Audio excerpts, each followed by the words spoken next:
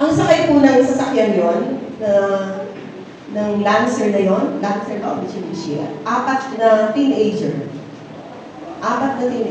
They were killed or dead on the spot. Hindi na po sila naisugod sa ospital.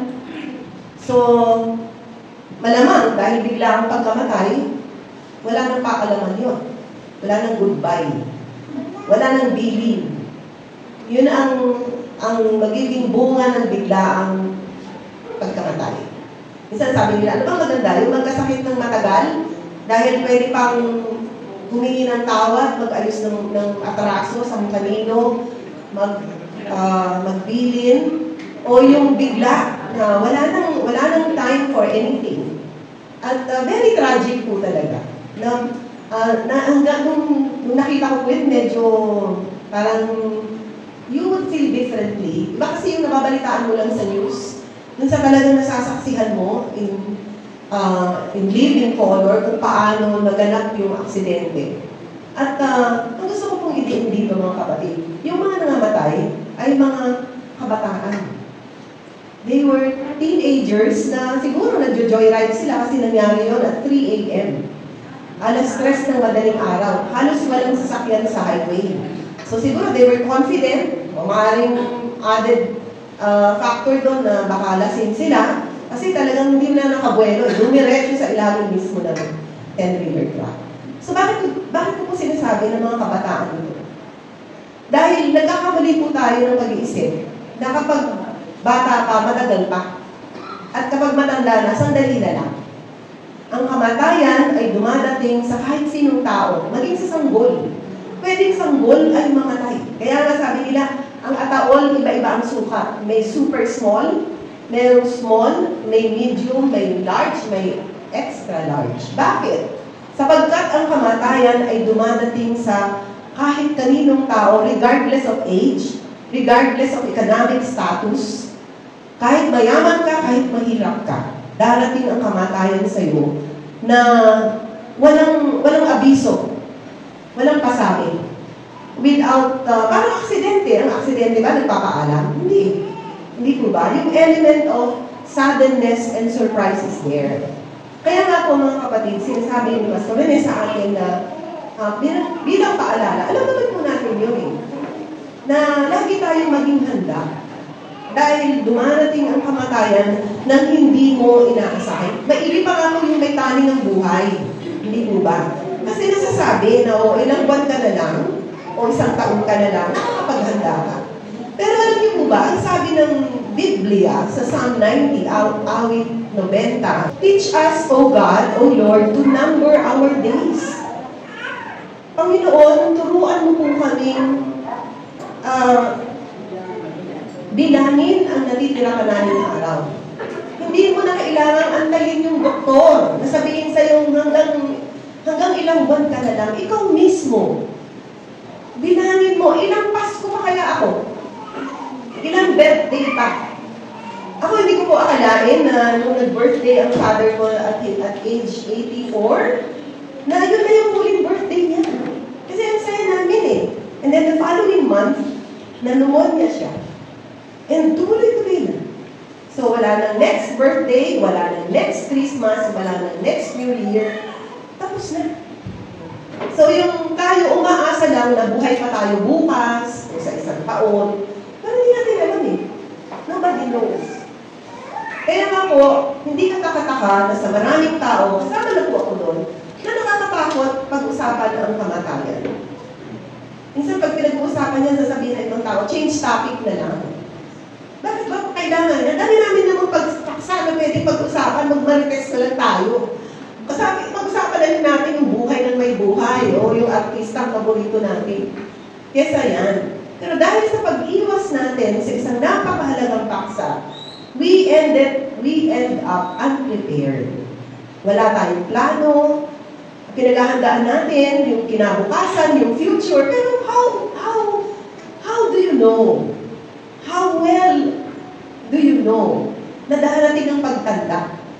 Hindi po ba? Kasi pinaghahandaan ang pagtanda. Pero tiyak mo bang tatanda ka? Tiyak mo bang aabot ka ng 50, 60, 70 kung if you're younger? At this time? Nobody knows. Kaya po kami ni Pastor Rene, kami bonus na kami. Diba? We have a lot of friends who have gone ahead of us.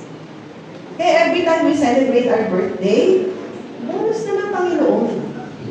We are deeply grateful na dinudugtungan ng Panginoon ang buhay namin. May mission pa na marahil, sigurado na may pinapagawa pa. Pero pagtapos na, uuwi na kami. Hindi na kami hihingi ng extension. Bakit? Mamaya sasabihin ko sa inyo kung bakit. Bakit nga ba? Pero yung unang bakit, ang isang bakit na tanong ang gusto kong sagutin. Bakit takot tayo sa kamatayan? Ikaw, tanungin mo ang sarili mo, bakit takot kang mamatay? I'll give you 30 seconds to ask that question to yourself. 30 segundo. Bakit mo ba takot mamatay? Bakit ba walang taong scared sa takot na ito? Maraming takot sa ipis, pero yung iba hindi. Diba? May takot sa daga, pero yung iba hindi. Pero meron isang common fear of death. Bakit nga ba tayo namatay? Ang isang sagot po dyan, sapagkat para sa atin o sa maraming tao, tinatapos ng kamatayan ang buhay. It ends all. Pag namatay ka, tapos na. Kaya maraming nagsusuicide, maraming nagpapatiwakal, pag mabigat ang problema, iniisip na, para matapos na ang lahat, tatalo na lang ako sa building, o magpapasagasa na lang ako, o iinom ako ng lason. Kasi tatapusin ng kamatayan ang lahat. So, pag iniisip pa lang natin kung matatapos ang lahat, syempre, ang pakiusap natin, wag muna. May mga anak pa akong maliliit. Meron pa akong mga pangarap na gustong maabot. Meron pa akong gustong mangyari sa buhay ko. Huwag muna.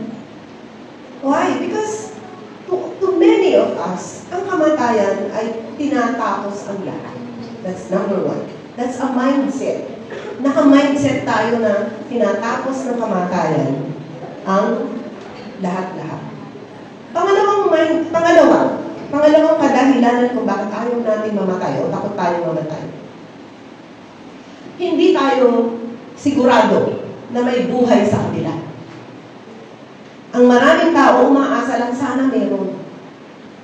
Sana lang meron. Pero syempre, wala kang katiyakan eh. So, ganun tayo eh. We are sabihin na natin 50% yes, 50% no. So, no certainty, no assurance. Wala tayong katiyakan. Parang iniisip ko na lang, pag namatay ako, magbubulagaan na ng kape. Parang, baka meron, baka wala. Tama po ba? Kung bakit tayo takot namatay? Tinatapos ng kamatayan ang lahat-lahat sa isip natin. At dahil meron tayong pangamba na baka hindi naman totoo, na merong afterlife. And talagang death ends everything. Pero ito nga po mga kapatid, ang kadahilanan kung bakit ako personally mahal na mahal ko ang Panginoon Jesus. Hebrews 2:14 to 15. Basahin po natin starting from 14th verse. Dahil sa ang mga anak na tinutukoy niya ay tao, naging tao rin si Jesus. At tulad nila, may laman at ulo. Verse 15. Ang ginawa niya ito upang sa pamamagitan ng kanyang kamatayan, mawasak niya ang diablo na siyang may kapangyarihan sa kamatayan. Sa pamamagitan din ng kanyang kamatayan, pinalaya niya ang lahat ng tao na buong buhay nila ay inalipin ng takot sa kamatayan. Can we read all together sa verse 15 lang? Sa pamamagitan din ng kanyang kamatayan, ay pinalaya niya ang lahat ng tao na buong buhay nila ay inalipin ng takot sa kamatayan. Bakit naunawaan mo bang natin ang sinasabi ng particular verse na ito? Na si Jesus, ang ating Panginoon, ay nagkatawang tao, nagkaroon ng laman at dugo tulad ng ordinaryong tao tulad natin, para upang sa kanyang kamatayan at pagkabuhay na maguli ay, Mapalaya tayo, lahat ng tao na buong buhay nila, lifelong fear, na inalipid ng takot sa kamatayan. Bakit? Sapagkat ang dyablo, na siyang may kapangyarihan sa kamatayan, isa itong armas ni Satanas sa pananakot sa atin. Kaya tayo nabubuhay sa habang, ano sabi? Lifelong, habang buhay na takot, na pagkaalipin sa kamatayan. Takot na takot ang tao. Mga kapatid, ito po yung dahilan kung bakit ang Panginoong Jesus nagkatawang tao. Naging tulad natin, pinahirapan, pinako sa krus, sinibat sa tagiliran, binugbog, bago pa yun. Lahat ng uri ng pagpapahirap dinanas ng Panginoon. Pero makalipas ng ang 3 araw pagkatapos ng kanyang pagkamatay, anong sabi? Siya po ay bumangon mula sa mga patay. He is not here, ang sabi ng angel na inabutan ni Maria Magdalena. Wala na siya rito. Ang naiwan yung balabal. Bakit? Sapagkat nagapi, nalupig, natalo ng Panginoong Diyos, ng Panginoong Jesus, ang kamatayan. Ang sabi sa unang Korinto 15:26, magsulat na lang po kayo for lack of time. It's there. 1 Corinthians 15:26.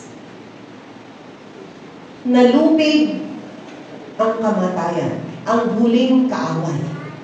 The last enemy was conquered.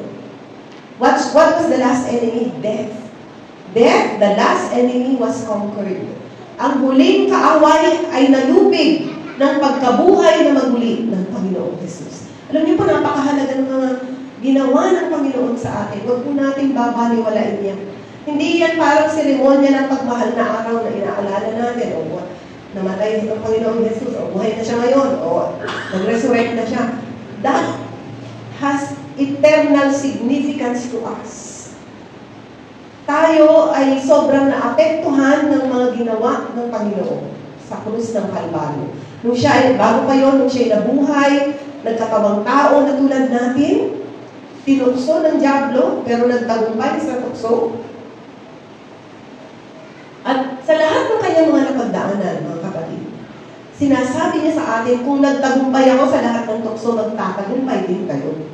Kung pinagtagumpayan ko ang kamatayan, magtatagumpay din kayo sa kamatayan. As Jesus is, so are we in this world. Sabi gano'n. 1 John 4:17. As Jesus is, so are we in this world. Naalala niyo po yung pinag-aralan natin? Na tayo dapat natutong sumunod, magmahal, magdusa, dahil dapat tayo maging katulad ni Jesus. Sapagkat kung ano rin ang dinanas ng Panginoong Jesus, all the way to the resurrection, ipaparanas niya sa atin, mga kapatid. Ipaparanas niya sa iyo. Pero may kondisyon. Ito pala, may sinabi rin sa unang Korinto 15:50. Unang Korinto, maganda sigurong puntahan natin yan, if that you can show that. Unang Korinto, alam niyo, pag tungkol sa kamatayan at pagkabuhay na maguli, I recommend 1 Corinthians 15. Basahin niyo po ng buong-buo yan, paggulay-gulayan ninyo, and you will end up well-informed about death, about life after death. Ang nagsasalita po dito ay si Pablo. 1 Corinthians 15:50. Ito ang ibig kong sabihin sa inyo, mga kapatid. Ang binubuo ng laman at dugo ay di magkakaroon ng bahagi sa kaharian ng Diyos. At ang katawang panlupa ay di maaaring magmana ng buhay na walang hanggan. Hindi daw po tayo mag-qualify to enter eternity kung ang bitbit natin ay ang ating katawan na nasisira, nagkakasakit, nasasaktan, namamatay. Hindi daw pwede ito. Itong katawan nating panglupa ngayon, hindi pwede. Ano daw ang pwede magmana? Yung katawang hindi nasisira. Yun lamang ang pwedeng magmana ng kawalang hanggan. So may problema tayo, mga kapatid. Kasi we are in the flesh. Pero may sinabi sa, let's go to verses 51 to 55. Yan, basahin natin sa Tagalog, mas mainam sa Tagalog. Isang hiwaga, tayong lahat, ang sinasabi ko sa inyo. Hindi lahat tayo ay mamamatay. Ngunit lahat tayo ipapaguhin sa isang sandali, sa isang kasaklata, kasabay ng muling pag-ihip ng trumpeta.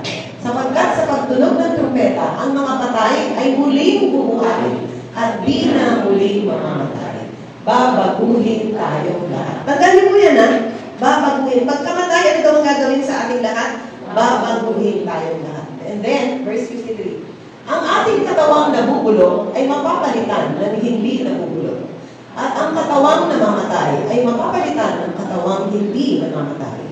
Kapag ang nabubulok ay napalitan na ng di nabubulok, at ang may kamatayan ay napalitan na ng walang kamatayan, matutupad na ang sinasabi sa kasulatan. Nalupig na ang kamatayan, lubos na ang tagumpay. Verse 54. Nasaan o kamatayan ang iyong tagumpay? Nasaan o kamatayan ang iyong kamatayan? Pakibalik nga yun sa 53-54. Yun. So, ano sinasabi? Kailangan itong katawang ito na nabubulok, kapag namatay na, itong katawang ito na nanghihina, nagkakasakit, nasasaktan, namamatay, kailangan mabago. Mabago. Mapalitan ng ano daw, hindi nabubulok, hindi na nagkakasakit, hindi na nakaka-high blood, hindi na inaatake sa puso, hindi na nadadiabetes, o kung ano pang mga sakit na dumadako sa katawan ng isang tao na nasa lupang katawan. Kailangan i-let go natin ito. This, kumbaga sa sardinas, mga kapatid, ano bang kinakain natin sa sardinas? Yung lata o yung sardinas sa loob? Siyempre yung sardinas sa loob. So, itong lata, ito lang yung katawan natin. This is just the vessel containing our soul and our spirit.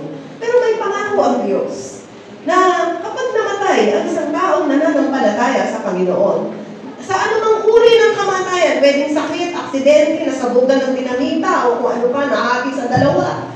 Alam niyo, babasahin niyo yung Hebrews 11, Hebreo 11. Sari-sari pagkamatay yung inabot ng mga nananampalataya sa Panginoon. May hinati sa dalawa, may pinakain sa liyon.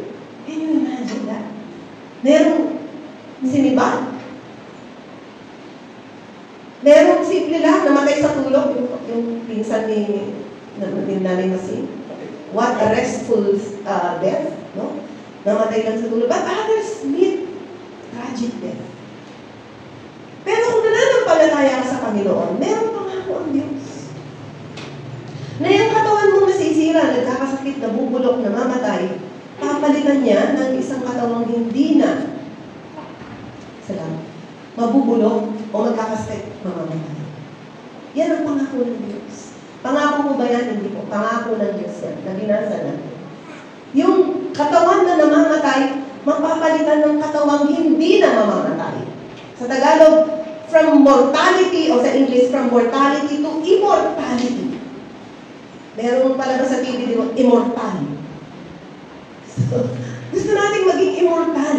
At dinisenyo tayo ng Diyos. Nilikha tayo ng Diyos na immortal, na mabubuhay for all eternity. Ang sabi sa Ecclesiastes, God has set eternity in our hearts. Nilagay ng Diyos yung eternal perspective sa puso natin. Kaya meron tayong pag-asa na desire na mabuhay ng panghabang panahon. Pero sinira ng Diablo, ni Satanas, at nakipagkuntsaban, nakipagsabuatan si Adan at si Eva. Kaya yung karapatang mabuhay for all eternity, naiwala ng tao. Nawala ng tao. So ngayon, subject siya to death. Subject siya to sickness. Ang sabi gano'n, because of sin, sickness and death came into the world. Hindi kalooban ng Diyos na nagkakasakit ang tao. Pero dahil sa kasalanan, dahil sa for example, dahil sa kahalayan, dahil sa sexual sin, ano nangyari? Nagkaroon ng AIDS, nagkaroon ng HIV, diseases. Gusto ba ng Diyos yan? Gagagawa ng tao yan. That's the free will of man operating. Hindi dapat isinisisi sa Diyos. Kung ano man yung nagagawa natin sa ating sarili, that is upon us. The will of God is that we live with Him for all eternity. But the devil and man refused. They disobeyed. Especially the man and the woman. Pero dahil sa pagdating ni Jesus, ano nangyari? Ibinabalik ng Panginoon ang karapatang mabuhay na magpuli o karapatang mabuhay ng walang hanggan sa piling ng Diyos. Alam niyo po, nung maunawaan ko to, I so love the Lord Jesus Christ. Bakit? Kasi pinalaya niya ako sa habang buhay na pagtatakot sa kamatayan. Tanong, yan ay kung paniniwalaan natin. Kaya nga sinasabi ng Panginoon sa Juan, ito po, dito po ako magtatapos. Hindi po masyadong mahaba ang pag-aaral na ito. Pero alam ko po, this will be revolutionizing. This will, may gagawin ng Diyos sa iyo, sa ating lahat, kapag niyakap mo ang mga salita ng Diyos. Bakit ba yung salita ng kapitbahay mo? Nung kaibigan mo, kaklase mo, o kung sino sa buhay mo, nanay mo, lola mo, paniwalang-paniwala ka. Pero ano bang bagay, kapatid, na pinaniniwalaan natin na bumabangga sa sinasabi ni Jesus ng Diyos? Dapat kay Kristo po tayo maniwala. Dahil ang salita ng Panginoong Diyos nagpapalaya. Isa sa mga gustong palayain tayo ng Panginoon ay sa habang buhay na pagkaalipin sa takot sa kamatayan. Gusto kanyang lumaya. Gusto kanyang magkaroon ng biblical perspective about death. Na kapag dumating yan, hindi kayong takot na ayaw mo pa. Kaya nga tinuturuan kayo dito sa simbahan ito. Manampalataya kay Jesus, maglingkod sa Diyos habang may buhay, sapagkat hindi natin tiyak kung gaano kahaba o kaiksi ang buhay na natitirang sa atin. Meron po akong babasahin pangako ng Panginoong Jesus. Ano paki-prepare mo? John 11:25-26. Juan 11:25-26. Dito po tayo magtatapos, mga kapatid. At ito po ang pag-uusapan natin sa sentro. Ayoko po na nagkukwentuhan lang tayo sa sentro. Hindi po nais ng Diyos na maganda naman po yun. Meron tayo napapagsabihan ng ating problema. Pero higit na napakainam, mga kapatid, na sa cell group, matiyak natin. Ano ba? Ano ba ang kalagayan ng kaluluwa ko sa harapan ng Diyos? At gagabayan kayo ng inyong cell group leader. John 11:25-26, Juan 11:25-26, isulat po ninyo ito. Hindi lang sa notebook, kundi sa puso. Sulat ninyo sa puso. Let's all read. Sinabi sa kanya, ang kinakausap ng Panginoong Jesus dito ay si Marta. Si Marta, nakamamatay lang ang matalik na kaibigan ng Panginoong Jesus na si Lazarus. So, sila po ay nagdadalamhati, sila ay kalilibing lang ni Lazarus. At ito ang sinabi ng Panginoong Jesus kay Marta. Sinabi sa kanya ni Jesus, "Ako ang muling pagkabuhay at ang buhay. Ang sino bang sumasampalataya sa akin, kahit mamatay, ay muling mabubuhay. At sino bang nabubuhay at sumasampalataya sa akin, hindi mamamatay kailanman." Naniniwala ka ba sa sinabi ko? Pansinin niyo yung huling pangungusap ng Panginoon. Naniniwala ka ba sa sinabi ko? Kasi alam ng Panginoon, maraming magdududa. Maraming mag-aalinlangan. Kaya nga po ang sinabi ko sa inyo kanina, bakit ba ang daling paniwalaan ng salita ng tao? Pagkarinig mo na naghiwalay na si pare at si mare, agad-agad nalilipat mo dun sa kabilang ibayo eh. Bakit ang daling paniwalaan yun? Samantalang ang salita ng Diyos, ni Jesus, binibiro ba tayo ni Jesus? Nagsisinungaling ba ang Panginoong Jesus sa atin? Pero ramdam ng Panginoon, maraming nag-aalinlangan at nagdududa. Kaya ang ending ng pangako niya, naniniwala ka ba? At mga kapatid, huwag nating pagdudahan ng Panginoon. Ano sabi niya? Ako ang buhay, ang daan, ang katotohanan. Walang makaparoroon sa Ama, hindi sa pamamagitan ko. Hindi pep talk yan. Hindi yan pang-encourage lang na para lang may masabi, para gumaang ng dibdib. Hindi po. Alam niyo po, ang kaibahan ng isang tunay na mananampalataya, niyayakap niya ng buong buo sinasabi ng Panginoon at doon siya nabubuhay. Hindi siya nabubuhay sa nakita ng mata niya o sa pakiramdam niya. Nabubuhay siya sa integrity, sa integridad ng salita ng Diyos at ng Diyos na nagsalita. Ang sabi ng Panginoon, ako ang muling pagkabuhay at ang buhay. Sino mang sumasampalataya sa akin, kahit mamatay, muling mabubuhay. Naiintindihan niyo ba mga kapatid? Kahit mamatay, muling mabubuhay. Dahil nananampalataya siya kay Kristo Jesus na namatay, pero muling nabuhay. Amen?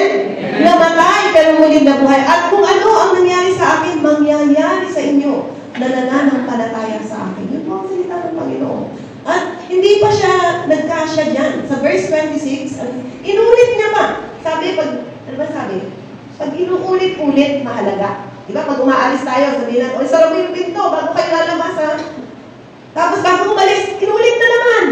Baka iwanan yung nakabukas yan. Papasukin tayo. Tapos hindi pa nagkasya yun. Nung nakaalis na, tumawag pa. Pakisara ang pinto. Bakit? Bakit paulit-ulit? Kasi mahalaga. Paulit-ulit ang Panginoon. Sino mang nabubuhay at sumasampalataya sa akin, hindi mamamatay kailanman. Meron pa bang mas maliwanag pa dyan, mga kapatid, na pangako ng Diyos? Sino mang nabubuhay na sumasampalataya sa akin, hindi na mamamatay. Hallelujah. Alam niyo po, nung niyakap ko yan, sabi ko, Panginoon, nawala na. Kinakapa ako yung takot. Pero paminsan-minsan, sumisingit pa rin ang dyablo. Kung makakasingit lang naman. Kung makakadaya lang naman. Pero laging babalikan. Lagi nating babalikan ang sinabi ng Panginoon, mga kapatid. Kaya mahalaga na ang pananampalataya hindi nakabatay sa pakiramdam. Kasi ang pakiramdam pabago-bago eh. Ang salita ng Diyos nakasulat sa bato. Hindi magbabago. Kahit sino pa ang presidente ng Pilipinas, kahit sino pa yung pastor na nandito, namatay si pastor, may pumalit, yan pa rin. Mananatili ang salita ng Diyos. Heaven and earth shall pass away, but the word of the Lord shall never pass away. Lilipas ang langit at ang lupa, subalit ang salita ng Diyos kailanman hindi lilipas. Anong sabi natin dun sa lesson natin sa foundation? Itindig mo ang buhay mo sa bato na hindi pabago-bago. Hindi sa buhangin na kung saan-saan inaanon. Itindig natin ang ating buhay sa Panginoong Jesus. Para hindi tayo pa-iba-iba ng pakiramdam, pa-iba-iba ng stand. Pagka maganda ang pakiramdam, okay, aatin ng church. Kung hindi maganda ang pakiramdam, nawawala na. Mga kapatid, we need to stand not on feelings, not by sight, but by faith in the Word of God that never changes. Hindi nagbabago. Kaya isa lang. Napakainam, mga kapatid, na makilala ng lahat ng tao ang Panginoon. Hindi tayo nasisway here and there. Why? Because we believe in God who never changes. Immutable. Ang sabi, the immutability of God, the unchangeability of God. At ulitin ko, mga kapatid, yung hindi ka maniwala, o sa maniwala ka o sa hindi nababago ang katotohanan na nilalatag ng Diyos. Whether you believe or not, it doesn't change the truth. But if you don't believe at your own risk. May sinabi nga si, isang scientist, ang sabi niya, I'd rather believe. Because if I believe, what if it is true? Diba? What if it is true? I'd rather believe. Kasi if I don't believe and it is true, patay. Diba? And you don't lose anything. Pag nanampalataya ka, wala mang langit. Mga kapatid, at least ayos ang buhay mo. Diba? Inayos lang ka sa buhay mo. Pag naniwala ka, you win. All the way. Pag hindi ka naniwala, at your peril, at your risk. Pag hindi ka naniniwala sa Diyos, nakikita naman natin ang buhay ng mga taong na walang Diyos. Kung paano sila mabuhay. Kung paano sila makapagkapwa. Pero makikita mo yung buhay ng mga taong may takot sa Diyos. Kung paano sila rumespeto sa karapatan ng ibang tao.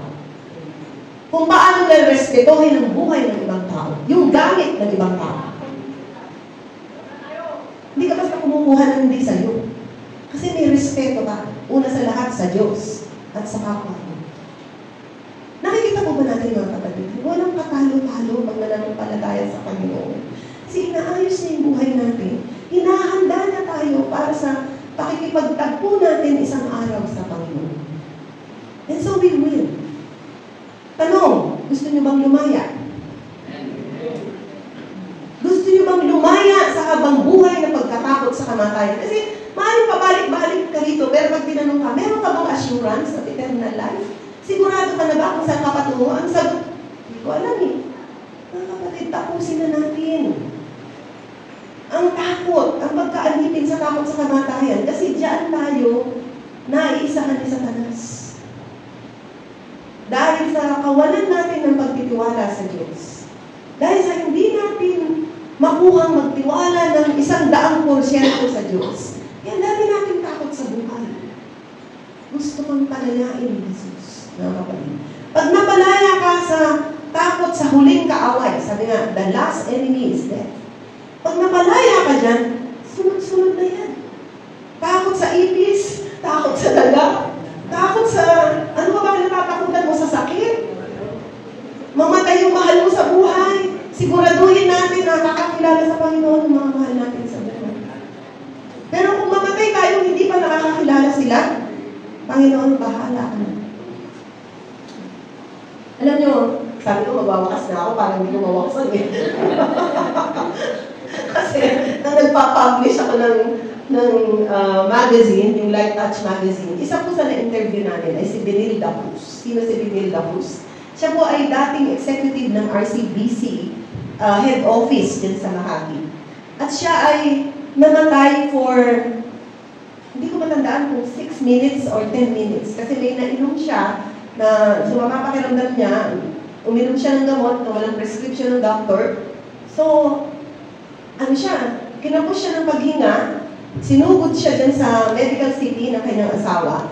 Pero she was pronounced dead for, hindi ko matandaan kung 6 or 10 minutes. And during the time na she was pronounced dead, ayon, kasi binuhay siya ng Panginoon, ayon sa kwento niya, siya ay dinala ng, basta nilipad siya somewhere, may nadaanan siyang madilim. At habang papailan lang sila, malamang anghel yung humahawak sa kamay niya, punong-puno ng pag-aalala ang puso niya. Sinasabi niya, Panginoon, patay na ba ako? Kasi parang nakita niya kung nawala yung katawan niya sa kanyang, yung kanyang kaluluwa sa kanyang katawan. Sabi niya, patay na ba ako? Paano naman yung mga dalawang anak ko na maliliit pa?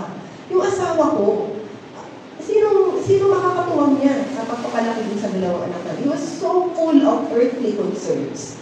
At nung makarating na sila, doon sa isang lugar na napakaliwanag, alam niyo po, pagkakita niya sa isang nakasisilaw na liwanag, and she knew that was God. Alam niyo, biglang parang na-erase, nabura yung takot, yung pangamba, at napalitan ng pagkapahiya. Sabi niya, Panginoon, kung ikaw na yan, ano yung i-offer ko? Ano bang maiaalay? Kung may nagawa na ba ako? So, what am I trying to say, mga kapatid? Nung nakaharap na niya ang Panginoon, yung presensya ng Panginoon, nawala na yung earthly cares. Nawala na yung earthly concerns. Ganun pala yun. Kapag nasa presensya ka na ng Panginoon, yung earthly cares mo, burado na. Bahala na sila sa buhay. Your time is up. Bumalik ka din. Pero sa kanya, siya ay binigyan ng Panginoon ng pagkakataong makabalik. Meron siyang unfinished business. To cut the long story short, na pagkabalik niya, nag-uwi siya ulit, hindi siya, yung iba kasi pag walang oxygen ang brain, ano na eh, gulay na eh, no? Siya hindi. She remained normal at na establish niya yung Redeemer's Home. Yun yung pinaalala ng Panginoon sa kanya. That was, we visited that orphanage. Yun po ay pinaglalagakan ng mga bata, mga sanggol na iniiwanan ng magulang, ng nanay, at doon sila ay inaaruga. So, yun yung unfinished business niya sa Panginoon. Bakit ko sinishare sa inyo ito? Marami tayong concern. Pag nawala tayo, paano na yung mga inaaruga natin, yung mga ginagawa natin. Pero kung tapos na, kasi ang Panginoon lang naman ang nakakaalam yun. Hindi na tayo mag-i-struggle. Hindi na tayo mas ano pa mangyari eh. Di ba? Kung tapos na. Marahil, tapos mo na yung mission ng Diyos, ng Panginoon sa'yo. At dahil hindi naman nakakatakot, bakit hindi nakakatakot? Nasa presensya ka ng Diyos eh. Kaya nga sabi ganun sa awit, 116:15. Psalm 116 verse 15, sulat mo na lang. Psalm 116 verse 15, precious in the sight of the Lord is the death of His saints. Napakahalaga sa paningin ng Diyos ang kamatayan ng kanyang mga pinanal, kanyang mga anak. So, hindi nakakatakot ang kamatayan sa isang mananampalataya, mga kapatid. Nakakatakot yan sa isang taong hindi handa. Nakakatakot yan sa isang tao na sumusuway sa kalooban ng Diyos. Maliwanag na ang sinasabi ng Panginoon, He defies. He continues to defy. It's a scary thing. Yan ang pinaka nakakatakot. So, in closing, gusto ba natin lumaya? O gusto mong manatiling bilanggo at alitin ng ako? Nasa sa'yo yan, kapatid. One thing about God, sabi nga He's a gentleman. He never forces His way to us. Hindi niya tayo pipilitin kung ayaw natin. And nakakatuwa siya. He's willing to wait. Pero don't wait too long. Ang sabi ni Pablo, if you hear His voice, harden not your heart. Today is the day of your salvation. Pag narinig mo ang tinig ng Diyos, huwag mong patigasin ang puso mo. Sapagkat, ang araw na ito, ang araw ng iyong kaligtasan. Amen? Kahit kung natin ito. Kaya di ba? Si Muhammad, si Buddha, hindi nakapangako ng eternal life. Si Jesus lang. No religious leader has ever promised what Jesus had promised to us. Only Jesus Christ. Walang katulad ng Diyos. Lahat ng awit sa mundo, di ko kaya ang ilarawan ng kadakilaan mo.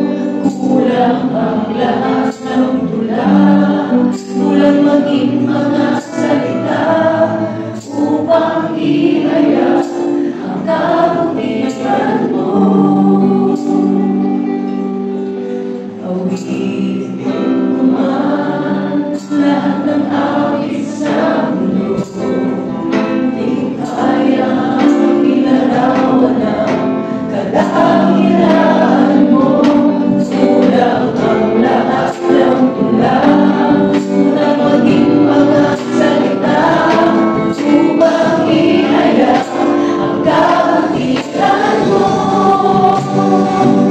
Walang katulad, wala nang babantay sa'yo. Walang katulad, wala nang hihigit sa'yo. Ikaw ang Diyos, noon pa man, pag ngayon at kailanman, sa ang panahon, wala kang katulad. Saan ba? Katulad, wala nang babantay sa'yo. Walang katulad, wala nang hihigit sa'yo. Ikaw ang Diyos, noon pa man, pag ngayon at kailanman, sa ang panahon, wala kang katulad. Sa ang panahon, wala kang katulad. Sandali po tayo manahimik sa presensya ng Panginoong Diyos. Naririto siya sa ating kalagitnaan. Ang mga salitang ating narinig ay hindi masalita. Iyon ay nagmula sa labi ng Diyos. At tinatanong kayo ngayon, kapatid, nais mo bang lumaya? Nais mo bang mapalaya sa iyong habang buhay na takot sa kamatayan? Nais mo bang tanggalan si Satanas ng armas laban sa iyo?